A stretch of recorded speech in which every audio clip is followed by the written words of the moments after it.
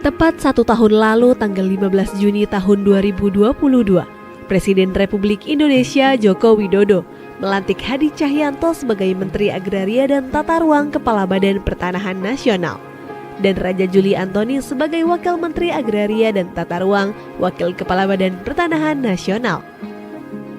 Terdapat 3 amanat dari Presiden RI yang ditugaskan kepada Menteri ATR Kepala BPN dan Wamen ATR Waka BPN terkait bidang pertanahan dan tata ruang. Antara lain, percepatan pendaftaran tanah sistematis lengkap, penyelesaian sengketa dan konflik pertanahan, termasuk pemberantasan mafia tanah, serta dukungan terhadap pembangunan Ibu Kota Negara Nusantara. Selama setahun ini, Kementerian ATR BPN pun terus melakukan akselerasi program PTSL dengan berbagai macam terobosan, mulai dari peningkatan pelayanan pertanahan, kolaborasi dengan berbagai pihak, hingga mendorong keterlibatan aktif masyarakat. Atas hasil dari kerja keras tersebut, selama 1 tahun ini, dari program PTSL berhasil mendaftarkan 6.616.664 bidang tanah di seluruh Indonesia, di mana 5.409.693 bidang tanah telah bersertifikat.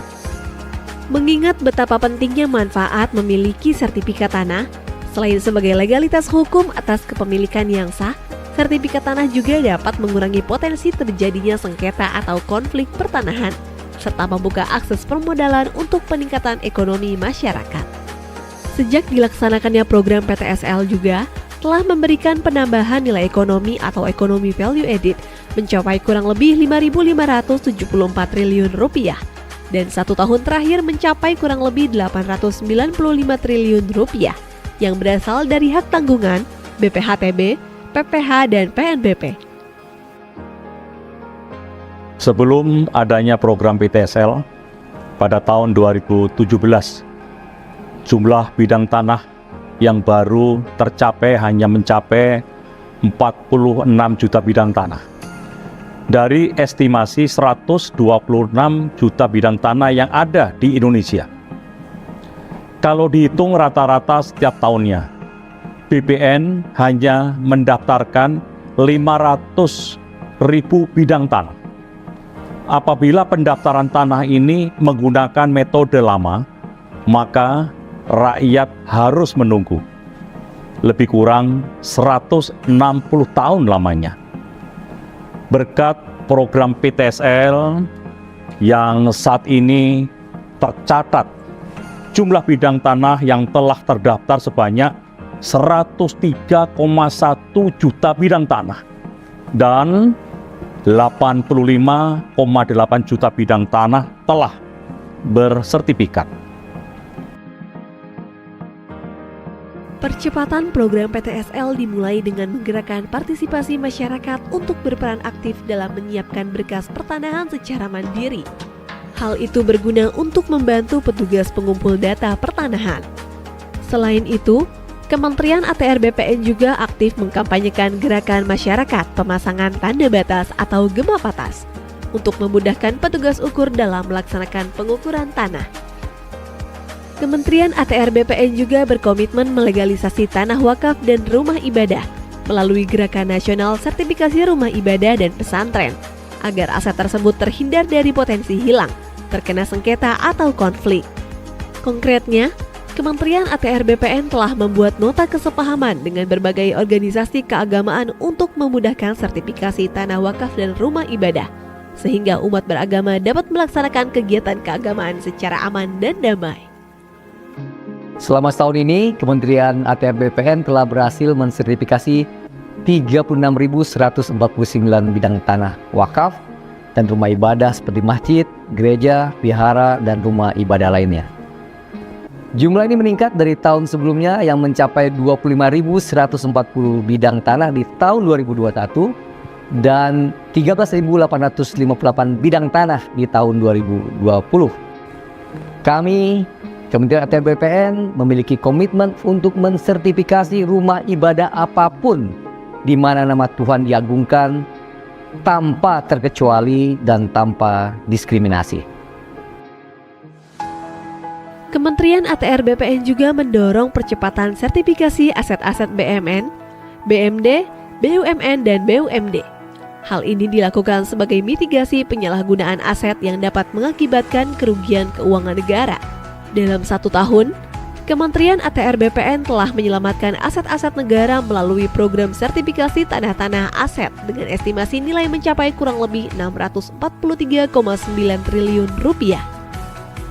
Kementerian ATR BPN telah menargetkan pada tahun 2025 seluruh bidang tanah dapat terdaftar. Tujuannya agar mewujudkan Indonesia lengkap di mana seluruh bidang tanah telah terdaftar dan terpetakan. No gap, no overlap. Dimulai tahun ini, Kementerian ATR BPN telah berhasil melahirkan kota dan kabupaten lengkap, di antaranya Kota Denpasar, Kota Bontang, Kota Madiun, Kota Tegal, Kota Surakarta, Kota Yogyakarta, Kota Administrasi Jakarta Pusat, Kabupaten Badung, Kota Administrasi Jakarta Utara, dan Kota Administrasi Jakarta Barat. Ada sedikit cerita pengalaman saya saat melakukan kunjungan kerja turun ke lapangan di awal menjabat.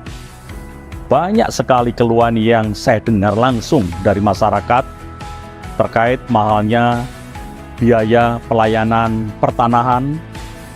Setelah dilakukan pengecekan, ternyata salah satu penyebab mahalnya biaya karena masyarakat tidak dapat mengurus sendiri permohonannya. Jadi terpaksa diwakilkan karena sibuk bekerja. Kami pun berinovasi meluncurkan program pelayanan tanah akhir pekan atau pelataran, disertai dengan loket prioritas yang diberi karpet merah khusus disediakan untuk masyarakat yang mengurus sendiri tanahnya. Dengan begitu, masyarakat dapat leluasa kapanpun mengurus tanahnya tanpa terkendala biaya dan waktu. Saat ini, pelayanan pertanahan akhir pekan telah tersedia di seluruh kantor pertanahan yang berkedudukan di ibu kota provinsi dan seluruh kantor pertanahan dengan rata-rata jumlah layanan di atas 2.000 berkas per bulan. Dengan adanya program pelataran ini, diharapkan dapat mencegah praktik calo atau mafia tanah dalam kepengurusan tanah. Di tahun 2023, Kementerian ATR BPN juga meluncurkan 7 layanan prioritas atau lantas. Layanan ini mencakup 79% dari total layanan yang ada di kantor pertanahan. 7 layanan prioritas ini jelas waktu, jelas syarat, dan jelas biaya.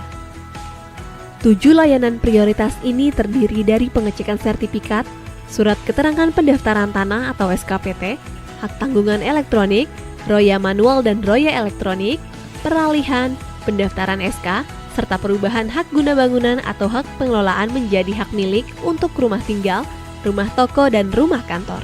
1 tahun bekerja untuk rakyat, untuk Indonesia.